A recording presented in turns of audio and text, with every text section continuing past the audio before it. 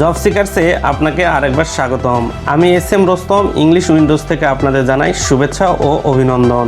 আজকের এই ভিডিওতে আলোচ্য বিষয় যা নেওয়া হয়েছে জব সিকার্স বই থেকে। আপনি যদি টিউটর হেল্প ছাড়াই বেসিক টু অ্যাডভান্স লেভেলে বস হতে চান, সেক্ষেত্রে এই বইটি খুবই কার্যকরী। আর যদি আপনার কাঙ্ক্ষিত জব এক্সামে সফলতা সুনিশ্চিত করতে চান, তাহলে সংগ্রহ করুন এনি কম্পিটিটিভ এক্সাম এই বইটি, যা এখন পর্যন্ত বাজারের সেরা ইনফরমেটিভ একটি বই। আজকের ভিডিওতে আলোচ্য বিষয় দুটো সিম্পল ওয়ার্ডস নিয়ে। ওয়ার্ডস দুটো স্পেশাল। তো আমরা উচ্চারণের দিক থেকে দুটোকে একইভাবে উচ্চারণ করতে পারি, অথবা আমরা স্পেশাল বলতে পারি, স্পেশাল বলতে পারি, কোনো সমস্যা নেই। এই দুটো ওয়ার্ড ইংলিশের ক্ষেত্রে যখন আমরা ব্যবহার করি, তখন প্রথম যেটা দেখা যাচ্ছে সেটি কিন্তু আমরা ভুল মনে করে থাকি, আর দ্বিতীয় যেটা ব্যবহার করি সেটা আমরা শুদ্ধ মনে করে থাকি, কিন্তু তা নয়।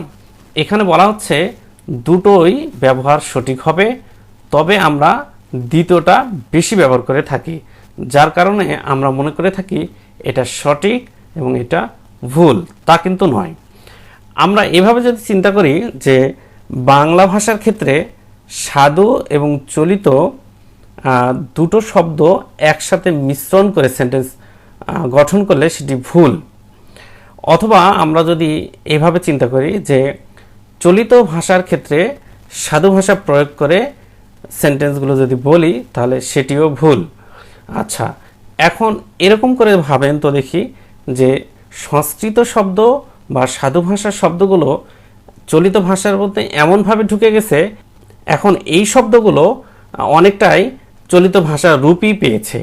তো ব্যাকরণবিদরা এক্ষেত্রে বলেছেন যে সাধু ভাষার শব্দগুলো বা সংস্কৃত শব্দগুলো, সংস্কৃত তো তার নিজস্ব রূপ রয়েছে, এছাড়াও যখন এই শব্দগুলো চলিত ভাষায় ব্যাপকভাবে প্রয়োগ হয়, তখন এটাকে চলিত ভাষাই এক প্রকার গণ্য করা হয়ে থাকে।